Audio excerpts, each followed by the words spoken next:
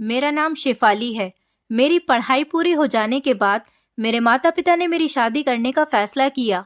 मैं भी पढ़ना चाहती थी, लेकिन मेरे माता पिता का कहना था कि बस बहुत हो गई अब पढ़ाई, अब शादी करके अपना घर बसाओ और अपनी ससुराल में सुखी रहो।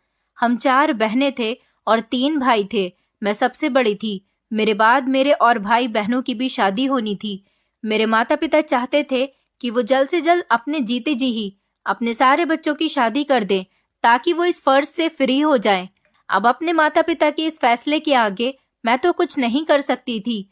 मैं बहुत ज्यादा खूबसूरत थी, इसलिए मेरे रिश्ते भी बहुत आते थे। मैं अपने सब बहनों में सबसे ज्यादा खूबसूरत थी। मेरी मम्मी का कहना था कि पता नहीं हमारी बड़ी बेटी किस पर गई है कि भगवान ने उसे इतना खूबसूरत बनाया है। मेरी खूबसूरती की वजह से ही मेरे हर जगह से रिश्ते आ जाते थे।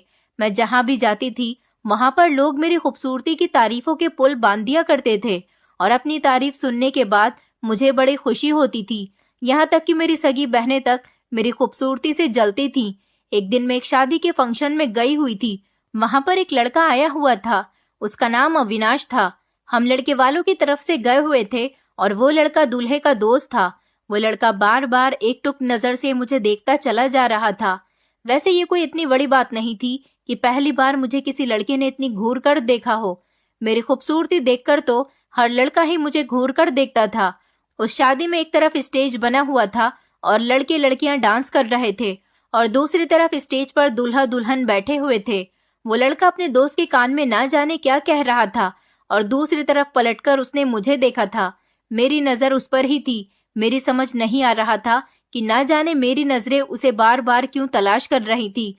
वो लड़का बहुत हैंडसम था, उसमें कोई शक वाली बात नहीं थी, लेकिन अब तक इस जैसे ना जाने कितने लड़के मुझ पर लाइन मार चुके थे, लेकिन आज तक मैंने किसी को भी लिफ्ट नहीं कराई थी।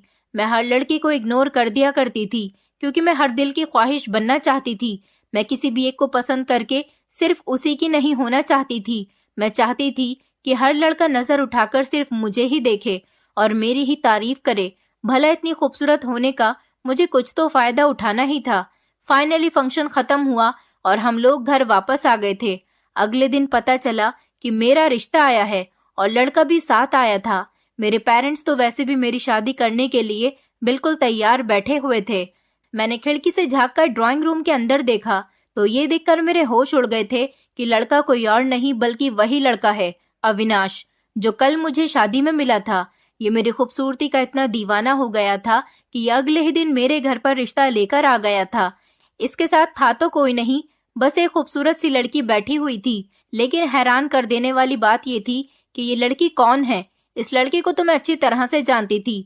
मुझे लगा कि शायद ये इसकी बहन होगी, मगर कुंवारी बहन आने का क्या मतलब बनता था। ये फैसले तो बड़ों के होते हैं। ये लड़की तो कुंवारी लग रही थी, इसके साथ कोई बच्चा भी नहीं था। मुझे लगा शायद बस ये दोनों भाई बहन ही रिश्ता लेकर आ गए थे। मैं खिड़की की तरफ ये सब कुछ झांक कर सोच ही रही थी। इतनी ही देर में दरवाजे से मेरी मम्मी बाहर आई और उन्होंने मुझे कहा कि जल्दी जाओ और अच्छे से तैयार होकर आ जाओ, तुम्हें लड़के वाले देखने के लिए आए हैं। मैंने कहा, मम्मी, ये लड़के के साथ लड़की कौन है? मेरी मम्मी कहने लगी कि ये लड़की नहीं है, ये इस लड़के की भाभी है। तुम जाओ जल्दी से अच्छे से तैयार होकर किचन में चली जाना और सिर पर दुपट्टे का पल्लू रखकर चाय की ट्रे हाथ में लेकर बहुत समझदारी के साथ ही अंदर आना और किसी तरह की कोई गड़बड़ मत करना। ये लड़का बहुत अच्छा है, तुम्हारे पापा को बहुत पसंद आया। हम लोग चाहते हैं कि ये तुम्हें पसंद कर ले और हम तुम्हारी शादी यहीं कर दे। मैं समझ गई थी कि मेरे मम्मी पापा को इस लड़के ने बहुत अच्छी तरह से अपनी बातों में ले लिया है। इसीलिए मैं कमरे में चली गई और मैंने एक अच्छा सा सूट निकाल कर पहन लिया, जिसमें मैं और भी ज्यादा खूबसूरत लग रही थी। ब्लू कलर मेरे ऊपर शुरू से ही बहुत जचता था और इस सूट में भी मैं बहुत ज्यादा खूबसूरत लगती थी। इसीलिए मम्मी के कहने के मुताबिक मैं जल्दी से तैयार होकर और सर पर दुपट्टा रखकर चाय की ट्रे हाथ में लेकर ड्राइंग रूम में जहां पर मेहमान बैठे हुए थे वहां चली गई। जैसे ही मैं ड्राइंग रूम के अंदर गई, मैंने नोटिस किया कि अविनाश की नजर मेरे ऊपर से हट ही नहीं रही थी। मैं बहुत ज्यादा खुश हुई थी कि सच में मेरी खूबसूरती का दीवाना हो गया, इसलिए इसको मुझे पाने का शौक जाग उठा है। लेकिन मुझे हैरानी इस बात पर आ रही थी कि ये जो औरत अविनाश के साथ बैठी हुई थी ये उसकी भाभी थी। मैं तो इसे उसकी छोटी बहन समझ रही थी। अविनाश की भाभी को मैं बहुत ज्यादा पसंद आई थी। इसी तरह से हमारा रिश्ता फिक्स हो गया था। दरअसल अविनाश की भाभी की शादी को 10 साल हुए थे जब उनके पति की मौत हो गई थी। जब वो 17 साल की थी तब उनकी शादी अविनाश के बड़े भैया के साथ कर दी गई थी और वो काफी सालों पहले मर चुके थे। और अविनाश ने अपनी पढ़ाई कंप्लीट करने के बाद दूसरे शहर में नौकरी करना शुरू कर दिया था। वो इस शहर में नहीं रहते थे। वो महीने में 1 या 2 दिन के लिए ही अपने घर का चक्कर लगा लिया करते थे और उन्होंने हमेशा अपनी भाभी को माँ का दर्जा दिया था। उनकी भाभी ने अविनाश के साथ कभी किसी तरह का भेदभाव नहीं किया था। वो अविनाश को हमेशा अपना बेटा मानती थी। वो लगभग 45 साल की थी और इतनी उम्र हो जाने के बाद भी उन्होंने अभी तक शादी नहीं की थी, जबकि वो जवानी में विधवा हो गई थी और तभी उन्होंने फैसला कर लिया था कि वो दूसरी शादी नहीं करेंगी। फिलहाल मेरी शादी तो अविनाश के साथ हो गई थी। मैंने सोच लिया था कि मैं शादी के बाद भी इसी तरह से लोगों की नजरों का निशाना बन जाया करूंगी, लेकिन ये मेरी गलतफहमी साबित हुई थी। जब मैंने अपनी जेठानी को देखा था, वो अपने देवर की पसंद पर हमारे घर रिश्ता लेकर आ गई थी। उनकी चढ़ती जवानी की उम्र निकल जाने के बावजूद भी उन्हें देखकर ऐसा लगता था कि वो अभी जवान हैं, जबकि इस उम्र की औरतों के तो बच्चे जवान हो जाते हैं। मेरे पेरेंट्स ने अविनाश के साथ मेरी शादी इसलिए भी कर दी थी क्योंकि उनके आगे पीछे कोई नहीं था, सिर्फ एक भाभी ही तो थी और उन्होंने मेरी फैमिली वालों के सामने बैठकर इतने अच्छे तरीके से बात की थी कि उनको देखकर मेरे मम्मी पापा का दिल उनकी बातों पर फिदा हो गया था। उनका कहना था कि जितनी ये चेहरे से खूबसूरत है उससे कहीं ज्यादा इनका दिल खूबसूरत है। तुम्हारी जेठानी तुम्हारा बहुत ख्याल रखेंगी। यही सब सोचते हुए मेरी शादी इस घर में हो गई थी। अपनी जेठानी को मुझे देखकर लगता था कि सारी जवानी इन पर ही टूटकर बरस गई है। अविनाश ने पहली बार मुझे शादी में देखा था। वो अपने दोस्त की शादी अटेंड करने के लिए इस शहर में आए हुए थे और उन्होंने उस दिन शादी में अपने दोस्त के कान में मेरे बारे में ही बताया था कि वो मुझे पसंद करने लगे हैं और मुझे अपने दोस्त को दिखाकर उनसे मेरे बारे में सारी इन्फॉर्मेशन ले ली थी। फिर घर जाते ही उन्होंने अपनी भाभी को मेरे बारे में बताया। उनकी भाभी तो वैसे भी उनकी हर बात मानती थी, इसलिए वो उनके कहने के मुताबिक अगले दिन ही हमारे घर पर आ गईं और मुझे अपने देवर की खातिर पसंद करते ही उन्होंने इस शादी के लिए हाँ कर दी। इसी तरह से हमारी शादी हुई थी। अविनाश की फैमिली और उनका घर बहुत अच्छा था। मेरे घर वालों को कोई एतराज भी नहीं हुआ था क्योंकि उन्हें भी अविनाश अच्छे लगे थे। अपनी खूबसूरती पर फिदा हो जाने वाले इंसान को पाकर मैं बहुत ज्यादा खुश हो गई थी, लेकिन शादी वाले दिन ही मेरी खुशी खाक में मिल गई थी क्योंकि मुझे आइडिया हो गया था कि इस पूरी महफिल में मैं नहीं बल्कि मेरी जेठानी ने अपनी खूबसूरती से तारीफें लूट ली हैं। शादी वाले दिन मैं दुल्हन बनकर स्टेज पर बैठी हुई थी और मेरी सारी फ्रेंड्स फोटो शूट कर रही थी। मेरी फ्रेंड्स धीरे से मेरे कान में आकर कहने लगी, यार शेफाली, दुल्हन तुम बनी हो लेकिन रंग रूप तो तुम्हारी जेठानी पर चढ़ा हुआ है। सच में तुम्हारी जेठानी तो तुम्हारे पति की भाभी नहीं बल्कि उनकी छोटी बहन लग रही है। हर किसी की नजरें मेरी जेठानी पर ही जमी हुई थी। लगता ही नहीं था कि वो अविनाश की बड़ी भाभी हैं। मैंने तो आज से पहले इतनी जवान और खूबसूरत औरत नहीं देखी थी। अपनी दोस्त की बात सुनकर मेरा चेहरा गुस्से से लाल हो गया था। मैंने अपनी दोस्त से कहा कि फालतू की बातें मत करो, मैं दुल्हन हूँ और मेरी वैल्यू कम नहीं हो सकती।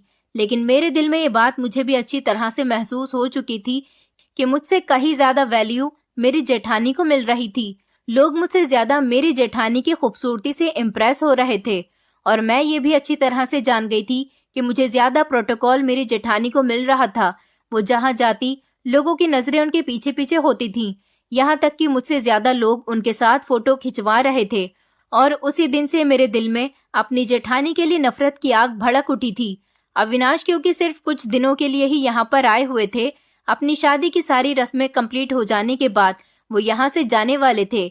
अविनाश की जॉब कोलकाता जैसे बड़े शहर में थी और वो कमाते भी अच्छा थे, इसलिए उनके घर में हर आराम की चीज मौजूद थी। इन दिनों में उन्होंने अपना सारा टाइम मेरे साथ साथ अपनी भाभी को भी बराबर से ही दिया था। जहाँ कहीं भी हम लोग गए थे उन्होंने अपनी भाभी को एक पल के लिए भी अकेला नहीं छोड़ा था, बल्कि वो हमारे साथ साथ ही हर जगह जा रही थी। अविनाश की अपनी भाभी से बहुत अच्छी दोस्ती थी।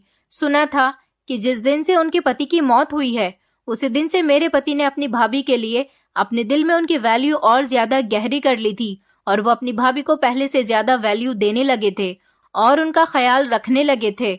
उन दोनों देवर भाभी के बीच खूब हंसी मजाक होती थी और एक दूसरे को दोनों बहुत अच्छी तरह से समझते थे। दोनों एक दूसरे के साथ ऐसे रहते थे जैसे दोनों उम्र में बराबर के हों और उन दोनों के दरमियान दोस्तों जैसी बात होती हो। उन दोनों के बीच इतनी करीबी बातें होते हुए देखकर मुझसे ये सब कुछ बर्दाश्त नहीं हो रहा था। अविनाश कुछ दिन हमारे साथ गुजार कर वापस कोलकाता चले गए थे, लेकिन मुझे अपनी जेठानी से नफरत होने लगी थी। मेरे दिल में उनके लिए नफरत उसी दिन से पैदा हो गई थी जिस दिन से मैंने उन्हें पहली बार देखा था और मुझे पता चला था कि ये मेरे पति की भाभी हैं, क्योंकि देवर और भाभी को इतना अटैच होते हुए देखना ये सब मुझे बिल्कुल भी पसंद नहीं आया था। अपनी जेठानी का उठना बैठना पहनना ओढ़ना सब कुछ मेरी आंखों में चुभने लगा था, क्योंकि उन्होंने मेरी खूबसूरती को अपने सामने कम कर दिया था। आखिर मेरी जेठानी विधवा औरत थी, उन्हें तरीके से पहनना ओढ़ना चाहिए था। विधवा औरतें तो लाइट कलर के कपड़े पहनती हैं और ज्यादा साज सिंगार भी नहीं करती, लेकिन मेरी जेठानी तो बिल्कुल किसी हीरोइन की तरह रहती थी। वो लगभग 40 साल की उम्र की थी। इतनी उम्र में आकर भी उनकी खूबसूरती में कोई भी कमी नहीं आई थी। ना ही उनके चेहरे पर कोई दाग धब्बा था और ना ही कोई पिंपल्स और ना ही उनके चेहरे पर झुर्रियां थी। मेरा खूबसूरत होने का सारा घमंड उनके आगे चूर चूर हो गया था, क्योंकि घमंड करने के लिए मेरे पास कुछ बचा ही नहीं था।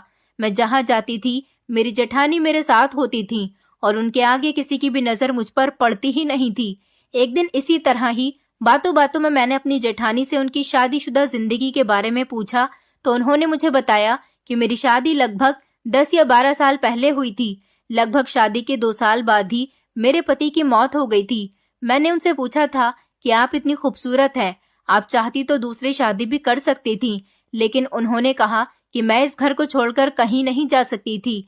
इस घर में मेरे पति की यादें बसती हैं, इसलिए मैंने आज तक दूसरी शादी नहीं की। ये बताते हुए उनकी आंखों में आंसू आ गए थे और ये सुनकर मेरे होश उड़ गए थे कि भला इतनी खूबसूरत औरत चाहे तो दूसरी शादी आसानी से कर सकती है। अगर वो विधवा हैं और उनको अपने पति के मरने का इतना ही गम है तो फिर वो इस तरह से अपने आप को हीरोइन की तरह बनाकर क्यों रखती हैं। मुझे लगा कि औरत मेरे सामने अपने पति को याद करके सिर्फ रोने का नाटक कर रही है। मेरे दिल में अपनी जेठानी के लिए नफरत बढ़ती चली गई, बल्कि और गुजरते हुए दिनों के साथ अपनी जेठानी के लिए मेरे दिल में नफरत बढ़ती ही चली जा रही थी, कम नहीं हो रही थी। दिन इसी तरह से गुजर रहे थे। सबसे ज्यादा गुस्सा मुझे इस बात पर आता था जब कोई मेरे सामने मेरी ही जेठानी की तारीफ कर देता था, तब तो मैं गुस्से से जल भुनकर राख हो जाती थी। मेरे भाई की शादी आई तो मैंने अपने भैया की शादी के लिए खूब तैयारी की थी और 2 दिन पहले ही पार्लर में जाकर हर तरह की सर्विस भी ली थी। मैंने सोच लिया था कि मैं इस बार अपनी जेठानी को खूबसूरती में मात देकर ही रहूंगी, लेकिन इस बार फिर से मैं गलत साबित हो गई थी। मैं पूरी तरह तैयार होकर अपने कमरे से निकली। मैंने ब्लैक कलर की साड़ी पहनी हुई थी और ये साड़ी बहुत ज्यादा एक्सपेंसिव थी और बड़े शोरूम से खरीदी थी। यहाँ तक कि मैंने अपने सारे गहने भी पहने हुए थे, बल्कि बहुत फेमस पार्लर से मेकअप भी करवाया था और मुझे यकीन था कि आज मैं सबसे ज्यादा खूबसूरत लग रही हूँ। दिल ही दिल में मैं अपनी ही तारीफ करते हुए अपनी जेठानी को जलाने के लिए उनके कमरे में पहुंच गई थी। जैसे ही मैंने अपनी जेठानी को देखा तो मेरी नजर अपनी जेठानी के ऊपर जमकर रह गई थी। मुझे उनसे हरगिज भी ऐसी उम्मीद नहीं थी कि एक विधवा औरत होते हुए मेरी जेठानी ने दुल्हनों की तरह लाल रंग का लहंगा पहन रखा था और वो बहुत ज्यादा खूबसूरत लग रही थी। उन्हें देखकर लग ही नहीं रहा था कि वो एक विधवा औरत है। पता नहीं मेरी जेठानी इतनी ज्यादा खूबसूरत और जवान कैसे नजर आती थी, जबकि मेरी तो अभी नई नई शादी हुई थी। मैं नई दुल्हन थी और अभी 1-2 महीने के अंदर ही मैं इस तरह से ढल गई थी जैसे मैं बहुत ज्यादा बीमार हूँ। मेरी आंखों के नीचे काले घेरे भी हो चुके थे और चेहरे पर पिंपल्स भी निकल आए थे। ससुराल में आ जाने के बाद मेरे शरीर का रंग भी दबा दबा सा हो गया था। मेरे चेहरे की चमक झुलसकर मुरझा गई थी। शायद ये सब इसी जलन का नतीजा था जो मेरे दिल में मेरी जेठानी के लिए पैदा हो रहा था। लेकिन मैं अपनी जेठानी को जब भी देखती तो हैरान रह जाती थी। मैं एक औरत होकर भी दूसरी औरत की खूबसूरती से नजरें नहीं चुरा पाती थी और इसी बात ने मुझे उनसे जलने पर मजबूर कर दिया था। मैंने ना चाहते हुए भी जलन की वजह से उनसे कह दिया कि भाभी, कम से कम आप विधवा औरत हो, इस बात का तो ख्याल रखा करो।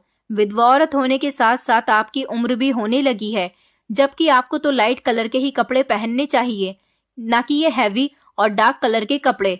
और विधवा औरतों पर साड़ी या सूट ही ठीक लगता है, ना कि लहंगे वगैरह। आपको देखकर ऐसा लग रहा है जैसे दुल्हन आज आप ही बनने वाली हो। विधवा औरत को ऐसे कपड़े पहनकर जब लोग देखते हैं तो बातें बनाने लगते हैं। मेरी बात सुनते ही मेरी जेठानी को गुस्सा आ गया और वो कहने लगी कि मुझे देखकर तुम्हें कहीं से लगता है कि मेरी उम्र लगने लगी है और मैं सिर्फ तुमसे रिश्ते में बड़ी हूँ और अब भी मैं तुमसे ज्यादा खूबसूरत और जवान नजर आती हूँ। मेरी जेठानी ने खूबसूरत सा सोने का हार अपने गले में पहना हुआ था और एक शातिराना नजर मुझ पर डालते हुए वो अपनी मुझे 5 इंच की हील पटक पटक कर दिखाती हुई कमरे से निकल गई थी। मजबूरन मुझे भी उनके पीछे पीछे ही कदम उठाकर जाना पड़ा था, क्योंकि वो गाड़ी में भी बैठ चुकी थी। कहने को तो वो मेरी जेठानी थी, लेकिन किसी मॉडल की तरह नजर आती थी, जो 45 साल की उम्र पर भी ऐसे परफेक्ट बनकर रहती थी कि मैं उन्हें देखकर हैरान हो जाती थी।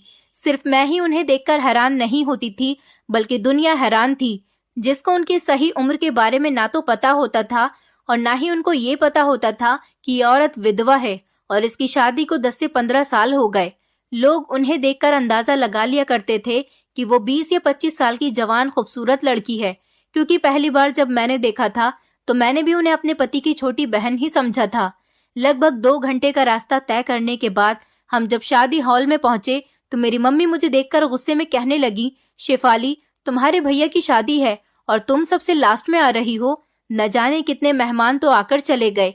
मैंने एक नजर अपनी जेठानी की तरफ डालते हुए अपनी मम्मी को इशारा करके कह दिया कि मेरी जेठानी का सजना संवरना खत्म होता तब तो मैं घर से निकलती ना। मेरी मम्मी ने जैसे ही मेरी जेठानी को देखा तो उनकी भी आंखें फटी की फटी रह गई थी और वो हंसकर कहने लगी कि शेफाली, तुम्हारी जेठानी को देखकर तो लगता ही नहीं कि ये विधवा औरत है। ऐसा लगता है जैसे इसकी तो अभी नई नई शादी हुई है। ये तो तुमसे भी ज्यादा खूबसूरत और कम उम्र की लग रही है। मम्मी की बात सुनकर मुझे और भी ज्यादा गुस्सा आ गया था। मेरी जेठानी की वजह से मेरे भैया की शादी की पूरी तैयारी मेरी खराब हो गई थी। हर कोई उन्हें देखकर हैरान होता और उनकी तारीफों में जमीन आसमान एक कर रहा था। किसी को यकीन ही नहीं आ रहा था कि उनकी शादी को 10 से 15 साल हो गए और वो एक विधवा औरत है और वो मेरी बड़ी जेठानी है। बल्कि सब लोग यही समझ रहे थे कि जैसे वो मेरी छोटी नंद है। मैं जो इतने टाइम से अपने भैया की शादी की तैयारी कर रही थी, किसी एक ने भी मुझे नजर भरकर नहीं देखा था, क्योंकि सबका ध्यान तो सिर्फ मेरी जेठानी ने ही अपनी तरफ खींच लिया था और सब मेरी जेठानी को देख देख कर तारीफों के पुल बांध रहे थे। फंक्शन के लास्ट में मेरी जेठानी ने एक बहुत ही अजीब सी हरकत की थी। वो मेरे कजिन भाइयों के साथ इस तरह से बातों में बिजी थी जैसे वो उनको बहुत पहले से जानती हों। काफी देर तक तो मैं उन लोगों को देखती रही थी और जब बात मेरी बर्दाश्त के बाहर निकल गई तो मैंने उनके करीब जाकर फौरन ही भाभी जी कहकर अपनी जेठानी को पुकारा। मेरी जेठानी के चेहरे के एक्सप्रेशन एकदम ही बदल गए थे। उन्हें इस मौके पर मेरा इस तरह से दखलंदाजी करना बहुत ही बुरा लगा था। मेरे सारे भाइयों ने एकदम से ही मुझे चौंक कर देखा और पूछने लगे कि क्या ये तुम्हारी जेठानी है। मैंने कहा, जी ये मेरी जेठानी है। मेरे सारे कजिन ब्रदर फौरन ही हैरान हो गए थे।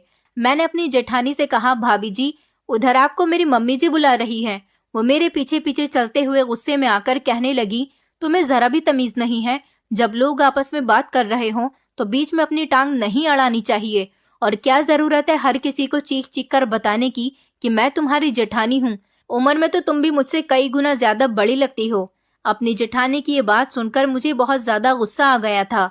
न जाने वो ऐसा क्या लगाती थी। वो सच में मुझसे उम्र में काफी छोटी लगती थी। मैंने सोच लिया था कि मैं उनका सच जानकर ही रहूंगी, क्योंकि उम्र के इस हिस्से में वो इतनी जवान और खूबसूरत थी, तो इसके पीछे कोई ना कोई बात तो जरूर थी। मैंने भैया की शादी का फंक्शन कंप्लीट होने के बाद जब मैं अपने घर पहुंची तो मेरे दिल में अपनी जेठानी के लिए नफरत की आग बरस रही थी। मेरे पति तो दूसरे शहर में रहकर नौकरी कर रहे थे। इधर घर में सिर्फ मेरे साथ मेरी जेठानी ही रहती थी। वैसे तो मेरी जिंदगी बहुत ही अच्छी और खूबसूरत थी, लेकिन जिस तरह हर मौके पर मेरी जेठानी मेरे हिस्से की भी तारीफें बटोर लेती थी, ये बात मुझसे बर्दाश्त नहीं होती थी। हर कीमती जेवर और कपड़े उनके पास मौजूद थे। कमाते मेरे पति थे, लेकिन मजे तो उनको आ रहे थे। और सबसे बढ़कर ये कि वो जहाँ पर खड़ी होती थी, जवान लड़कों की नजरें उन पर टिकी रहती थी।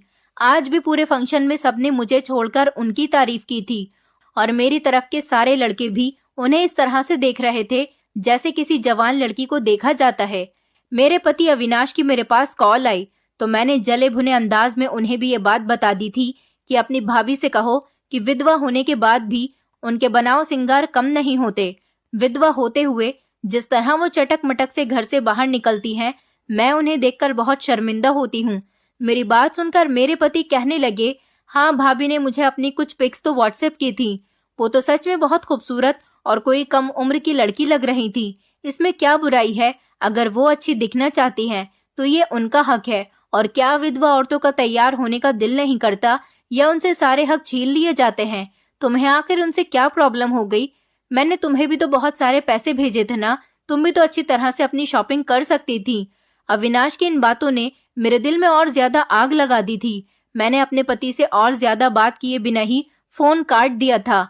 मुझे उनसे बस इतना जानना था कि किस वजह से मेरी जेठानी इतनी जवान और खूबसूरत नजर आती थी, और यही सच जानने के लिए मैंने मेहनत शुरू कर दी थी। अगले दिन रोज की तरह मेरी जेठानी जरूरी काम का कहकर घर से बाहर निकली तो पीछे से मैंने उनके कमरे की तलाशी लेना शुरू कर दी। मुझे लग रहा था कि वो कोई ना कोई ऐसी क्रीम या दवाई का इस्तेमाल करती हैं जिसकी वजह से उनका चेहरा इतना निखरा हुआ है, लेकिन काफी देर तक उनके कमरे की तलाशी लेने के बाद मुझे ऐसी वैसी कोई भी चीज नजर नहीं आई थी, बल्कि एक फाइल जरूर मिली थी जिसके ऊपर मेरी जेठानी का नाम लिखा हुआ था, और वो किसी अस्पताल की फाइल लग रही थी। उस फाइल पर डेट भी लगभग 7 साल पुरानी थी। मेरी जेठानी को 7 साल पहले ऐसा क्या हुआ था जिसके लिए उन्हें न सिर्फ अस्पताल जाना पड़ा बल्कि इतनी मोटी फाइल भी बन गई थी। और जैसे ही मैंने वो फाइल खोल कर देखा तो सब कुछ मेरी आंखों के सामने जाहिर हो गया था। मेरी जेठानी ने अपने चेहरे की प्लास्टिक सर्जरी करवाई हुई थी और इसी सर्जरी ने उनके चेहरे को पूरी तरह से बदल दिया था। वो पहले से कई ज्यादा खूबसूरत और जवान हो गई थी, और भी उन्होंने बहुत से ट्रीटमेंट लिए हुए थे जिसकी वजह से उनका पूरा शरीर भी जवान लड़कियों जैसा हो गया था। और फिर उनकी अलमारी में मुझे कुछ पैसों की स्लिप भी मिल गई थी जो उन्होंने एक जिम में जमा करवाई थी। अब मुझे समझ आ रहा था कि वो रोजाना जरूरी काम का कहकर जिम को जाती थी, इसलिए वो इतनी ज्यादा फिट लगती थी। मेरी जेठानी की जवानी का राज पूरी तरह से मेरे हाथ में आ गया था, और मैं ये बात अच्छी तरह से जानती थी कि उनकी सारी जवानी और खूबसूरती सिर्फ सर्जरी का ही नतीजा है, वरना मेरी जेठानी भी एक 40 साल की आधी उम्र की औरत होती। लेकिन मेरी जेठानी को लाखों रुपए खर्च करके सर्जरी करवाने की क्या जरूरत आ गई थी, ये बात मुझे समझ नहीं आ रही थी। मेरे पति कितने ही सालों से अपने घर से दूर रहकर मेहनत से पैसे कमा रहे थे, और मेरी जेठानी यहाँ इन कामों में उनके पैसे बर्बाद कर रही थी। ये बात मेरे दिमाग में आते ही मेरा दिल जलकर रह गया था, और इस आग को कुछ ही वक्त में हवा भी मिल गई जब मैंने खुद अपनी जेठानी को एक जवान लड़के के साथ घर लौटते हुए देखा। मैं खिड़की से बाहर की तरफ ही देख रही थी। एक खूबसूरत सा लड़का मेरी जेठानी को घर के दरवाजे तक ड्रॉप करके गया था। मेरी जेठानी अंदर आई तो मैंने उनसे सवाल किया कि आप किसके साथ आई हो, तो वो कहने लगी कि तुम मेरी देवरानी हो और देवरानी ही बनकर रहो, ज्यादा मेरी जासूसी करने की जरूरत नहीं, वरना अपने देवर से तुम्हारी शिकायत करके तुम्हें तुम्हारे मायके भिजवा दूंगी। वो हमेशा मुझे यही धमकी देकर खामोश करवा दिया करती थी, क्योंकि उन्हें पता था कि इस घर में मुझसे ज्यादा मेरे पति उनकी बात को मानते हैं। मेरे पति हमेशा मेरी जेठानी की ही साइड लिया करते थे। मुझे पता था उनके होते हुए कभी मेरे पति मुझे वैल्यू नहीं देंगे, क्योंकि उन्होंने विधवा बनकर मेरे पति के घर का ध्यान रखने के लिए शादी नहीं की थी। लेकिन मैं खामोश रहने वालों में से नहीं थी, क्योंकि हमारी इज्जत को दाग लग रहा था, और ये दाग किसी और की वजह से नहीं बल्कि मेरी जेठानी की वजह से ही लग रहा था। इसलिए मैंने अपने पति से साफ साफ शब्दों में कह दिया था कि आपकी भाभी को खूबसूरत नजर आने का बहुत शौक है, और इसीलिए उन्होंने अपनी प्लास्टिक सर्जरी करवाई हुई है। मेरी बात सुनकर अविनाश चौंक गए थे और कहने लगे, क्यों फालतू की बकवास करती रहती हो? मेरी भाभी शुरू से ही इतनी खूबसूरत और जवान दिखती हैं, उन्हें सर्जरी की क्या जरूरत है? तुम उनसे जलना बंद कर दो तो सारी परेशानियां खुद ब खुद खत्म हो जाएंगी। अविनाश की बात पर तो मैं हैरान रह गई थी कि वो कैसे देवर थे जिन्हें अपनी भाभी के बारे में कुछ भी नहीं पता था। मैंने अविनाश से कहा कि मैं सच कह रही हूँ, लेकिन अविनाश ने मेरी किसी भी बात का यकीन किए बिना ही कॉल कट कर दी थी। उस दिन के बाद से मैंने अपनी जेठानी की जासूसी करना शुरू कर दी। जब भी वो घर से बाहर निकलती तो मैं उनके वापस आने का इंतजार करने लगती, और रोजाना वापसी पर उन्हें एक जवान लड़का छोड़ने के लिए घर आया करता था। कभी कभी तो मैं हैरान होती थी कि वो अपने पति के मर जाने का फायदा उठा रही है और इतनी घटिया हरकत कर रही है। मेरे पति को ये दिखाना चाहती हैं कि अपने पति की याद में वो दूसरी शादी नहीं कर सकती, और वो उनके पीछे लड़कों से चक्कर चला रही है ताकि वो अपने देवर की नजरों में अच्छी रह सके। मेरे पति को अपनी भाभी पर बहुत भरोसा था, और वो अविनाश के पीछे इतनी घटिया हरकत कर रही थी, और फिर एक रात मुझ पर आसमान ही टूट पड़ा था। जब रात के अंधेरे में मैं किसी काम के लिए अपने कमरे से बाहर निकली तो मैंने अपनी जेठानी के कमरे से कुछ आवाजें आती हुई सुनी। मुझे उस आवाज ने चौंका दिया था। हमारे घर में तो सिर्फ मेरी जेठानी और मेरे अलावा कोई नहीं रहता था, लेकिन रात के इस टाइम पर मेरी जेठानी के कमरे से किसी लड़के के बोलने की आवाज आ रही थी।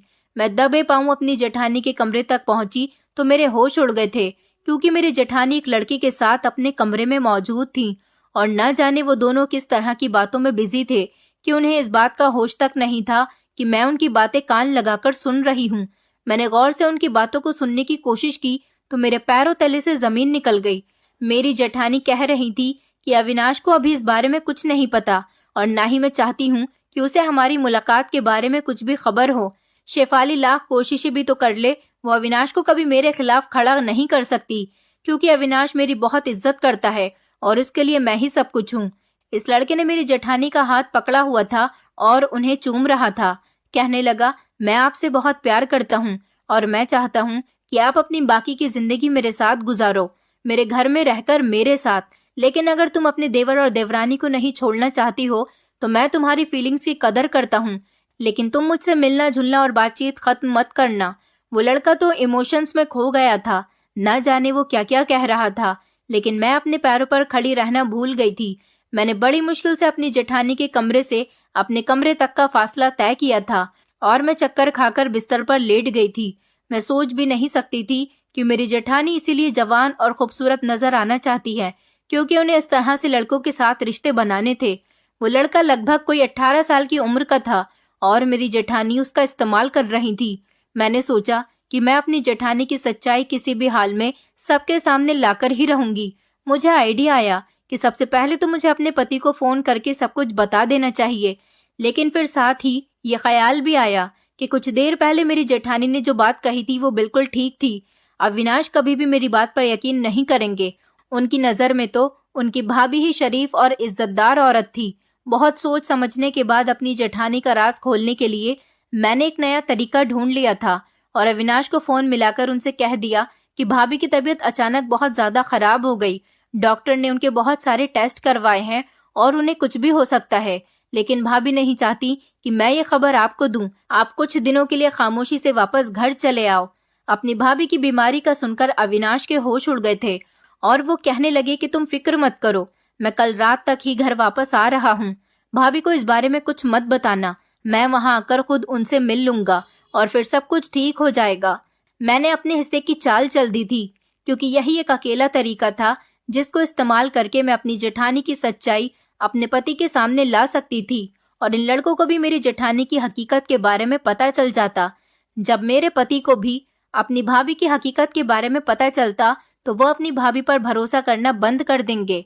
अगले दिन रात के 8 बजे तक मेरे पति वापस आ गए थे। मैंने उन्हें खामोशी से अपने कमरे में लाकर बैठा दिया था और जेठानी के कमरे में ये कहकर नहीं जाने दिया कि वो अभी दवाई खाकर सो रही है। मुझे सही टाइम आने का इंतजार था। मैं जानती थी कि वो लड़का रात को मेरी जेठानी से मिलने जरूर आएगा और जैसे ही रात का 1 बज गया तो मुझे महसूस हो गया था कि वो लड़का उनसे मिलने के लिए उनके कमरे में जा चुका है। मैंने अविनाश से कहा कि भाभी के जागने का टाइम हो गया, चलो उनके कमरे में चलते हैं। मैं दिल ही दिल में बहुत खुश हो रही थी, क्योंकि आज न सिर्फ मेरी जेठानी का सच खुलने वाला था, बल्कि शायद हमेशा के लिए मेरी जेठानी की मुझसे जान भी छूट जाएगी और मेरे पति को इस बात का यकीन भी आ जाता कि मेरी जेठानी ने उनकी मेहनत की कमाई को किस तरह से बर्बाद किया। जैसे ही मैं और अविनाश कमरे के अंदर दरवाजा खोलते ही दाखिल हुए तो मेरी जेठानी के हमें देखते ही होश उड़ गए थे, क्योंकि वो इस लड़की के साथ बैठी हुई थी और वो लड़का उनके कंधे पर सर लटकाए बैठा था। कुछ देर तक तो अविनाश निशब्द रह गए थे और फिर कहने लगे, भाभी ये सब क्या है और ये लड़का यहाँ पर क्या कर रहा है? क्या आपको पता नहीं है कि मैं इससे नफरत करता हूँ और आप अब भी इससे कांटेक्ट में हो? ये बात सुनकर मैं हैरान रह गई थी। क्या उनकी भाभी का पहले से ही इस लड़की के साथ रिश्ता था और क्या अविनाश पहले से ही इस बात को जानते थे? अविनाश की भाभी की आंखों में आंसू आ गए थे और वो कहने लगी, मैं क्या करूं? मेरा इसके साथ खून का रिश्ता है। मेरे माता पिता तो नहीं है, एक यही तो मेरा इस दुनिया में अपना है, बाकी मेरा कोई नहीं है। भला मैं कैसे इससे मुंह फेर सकती हूँ?